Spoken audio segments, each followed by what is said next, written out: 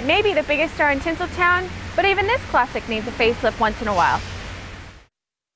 Hooray for Hollywood, that Pony Super Pony Hollywood. They come from Chillicote's and Paducah's with their bazookas to get their names up in line. It could be considered the biggest star of them all and recognized worldwide.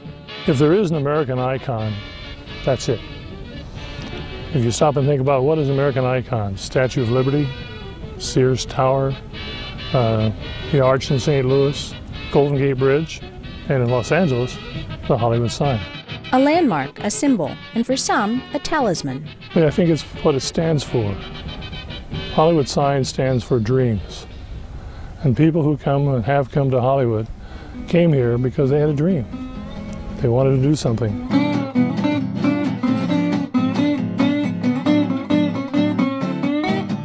The Hollywood sign, an accidental monument complete with history, mystery, and tragedy.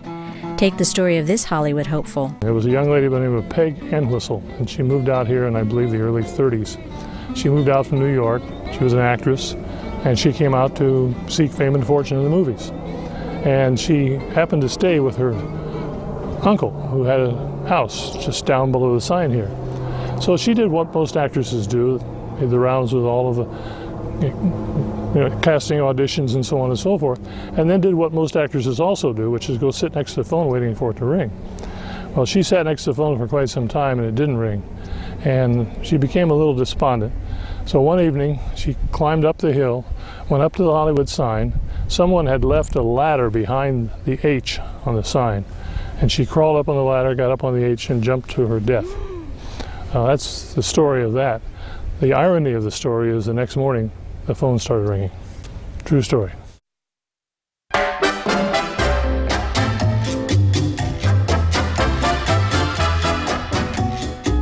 But not all tales surrounding the allure of the sign end in heartbreak. At one time when they put up the sign to sell the land, they had light bulbs around each one of the letters.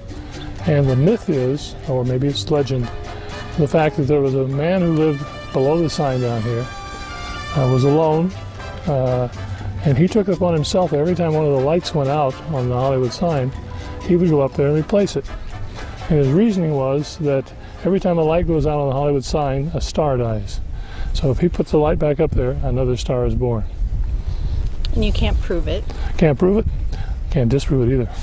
Hooray for Hollywood! That screwy ballyhooey Hollywood! The lights are gone, but the glamour remains. Approaching a 90th birthday, the career of this Tinseltown treasure far surpasses them all, though it's not always been top billing. Well, the Hollywood sign, of course, was put up in the 20s, and it was originally Hollywood Land, because it was a sign talking about all these homes that were going to be built around here, most of whom are still here. And then after that, after the development was done, the developers, I think, eventually went out of business. They just left the Hollywood Land sign standing there. The next thing you know, the land falls off, just leaving the word Hollywood. And that's where it all began. People took it as meaning Hollywood is place, state of mind, what have you. And then after that, there were several occasions where the sign had to be refurbished. One letter would fall down. A lot of graffiti and vandalism in those days. And that doesn't happen anymore because there are cameras all around you and sensors all around you.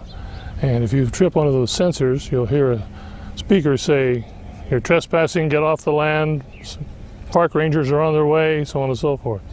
Every once in a while there's a few wild animals still live up here. Every once in a while somebody will trip the sensors and send everything into a state of disarray. But anyway, the sign has been rebuilt, and now, of course, we're very pleased that the Sherwin-Williams people have agreed to help us again.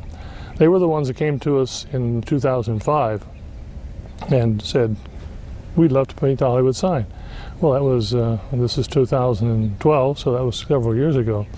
And so they're coming back now, and what they're going to do to the sign this time is 10 times as much as they did last time, because the sign has to almost be stripped down to its bare self and then start over again with this new process that they have, an acrylic paint, and it's also environmental friendly at the same time. With horses double, jacuzzis bubble, and people just get The original sign was just like almost pasteboard. And of course, when it fell down, then they re-erected the next sign. They made it out of wood. And wood, of course, also has a problem with weather and wind and snow and smog and what have you. So then they put it up for the last time, and it's made of corrugated steel. So it's going to stand there for a while. And while the sign may be secure, caring for it takes some stunt work. It's very dangerous, both to get there, and if you did happen to get up on the sign, it's even more dangerous. Because the sign wasn't built for people to climb all over it. Which makes those guys that are working on it right now pretty brave. Well, I think you'll find that everything that's happening up there has happened because somebody had to bring something from down below up here, because there's no water, there's no power.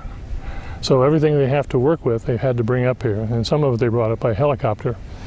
So they had all the necessary materials to work with. Also, there's not that much space in front of the sign.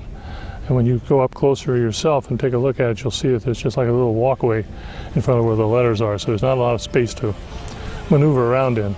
Yet this facelift will provide Sherwin-Williams an impressive credit.